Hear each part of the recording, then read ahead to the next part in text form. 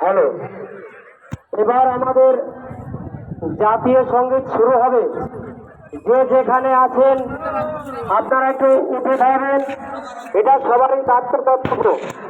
আপনারা সকলে উঠে দাঁড়ান, আমাদের জাতীয় সঙ্গীত শুরু হবে। যে যেখানে আছেন একটু উঠে দাঁড়ান, এটা নিয়ম, এটাই নিয়ম।